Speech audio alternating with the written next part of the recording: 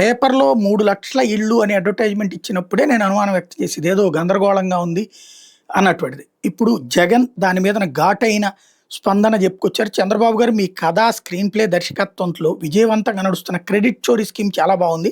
పేదలకు ఇళ్ల స్థలాలు ఇవ్వడానికి 18 నెలల కాలంలో ఒక్క గజం స్థలం కూడా సేకరించకుండా, ఒక్కళ్ళకి ఒక్క సెంటు స్థలం కూడా ఇవ్వకుండా, దీనికోసం ఒక్క పైసా కూడా ఖర్చు చేయకుండా, ఒక్కరికి ఒక్క ఇల్లు కూడా మంజూరు చేయకుండా, గత ప్రభుత్వం అంటే వైఎస్ఆర్‌సీపీ ప్రభుత్వంలో ఇచ్చిన ఇంటి స్థలాల్లోనే వైఎస్ఆర్‌సీపీ గతంలో శాంక్షన్ చేయించిన ఇళ్లను మా ప్రభుత్వంలోని నిర్మాణంలో ఉన్న వాటిని పట్టుకుని ఇళ్ళన్నీ మేమే కట్టేసామంటూ పచ్చి అబద్ధాలను కళ్ళార్పకుండా ఏమాత్రం సిగ్గుపడకుండా బల్లగుద్ది మరీ చెప్తూ ఆ క్రెడిట్ మీదేనంటూ మీరు చేస్తున్న క్రెడిట్ చోరీ స్కీమ్ హేయంగా ఉంది.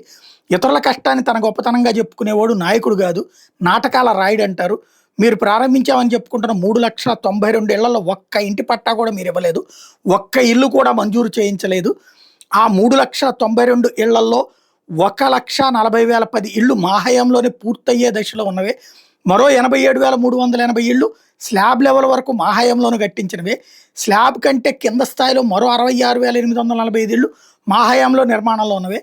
ఇవి కాక అక్టోబర్ 12, 2023 ఒకేసారి 7,43,396 ఇళ్లలో ఒకే రోజు గృహప్రవేశాలతో మా ప్రభుత్వం చరిత్ర సృష్టించింది.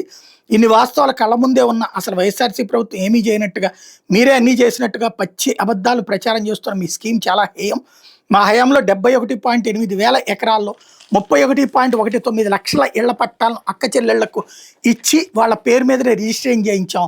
21.75 లక్షల ఇళ్లను శాంక్షన్ చేయించి కోవిడ్ లాంటి మహమ్మారి ద్వారా తలెత్తిన సంక్షోభాన్ని ఎదుర్కొంటూ 9 లక్షలకు పైగా ఇళ్లను మా హయాంలోనే పూర్తి చేసిన, అన్నీ మీరే చేశారన్నట్టుగా మీరు చెప్పడమే కాకుండా మీ ఎల్లో మీడియా ద్వారా ప్రచారం చేయించుకుని ఆ క్రెడిట్ కొట్టేయాలనుకుంటే మీ స్కీమ్ చాలా హేయం. ఎన్సీఎన్బీ చంద్రబాబు గారు, మేము 31.19 లక్షల ఇళ్ల పట్టాలను ఇచ్చి అందులో 21.75 లక్షల ఇళ్ళు శాంక్షన్ చేయించి కట్టడం మొదలుపెట్టాం. మిగిలిన ఆ 10 లక్షల ఇళ్ల స్థలాల్లో పేదలకు ఇల్లు కట్టించి ఇచ్చే కార్యక్రమానికి పూనుకోకుండా ఆ ఖాళీ స్థలాలను లాక్కునే కార్యక్రమం చేస్తున్న మీరు సిగ్గుతో తలదించుకోవాల్సింది పోయి నిస్సిగ్గుగా క్రెడిట్ చోరీకి పాల్పడడం అత్యంత హేయం. ఒకరి కష్టాన్ని కొట్టేయడంలో, ఒకరి ఐడియాను మీదిగా చెప్పుకోవడంలో, ఆ పేదల ఇళ్ల స్థలాలను సైతం లాక్కునే ప్రయత్నం చేయటం అసలు ఆ క్రెడిట్ చోరీలో మీకు మీరే సాటి అన్నటువంటిది విమర్శిస్తూ వచ్చారు.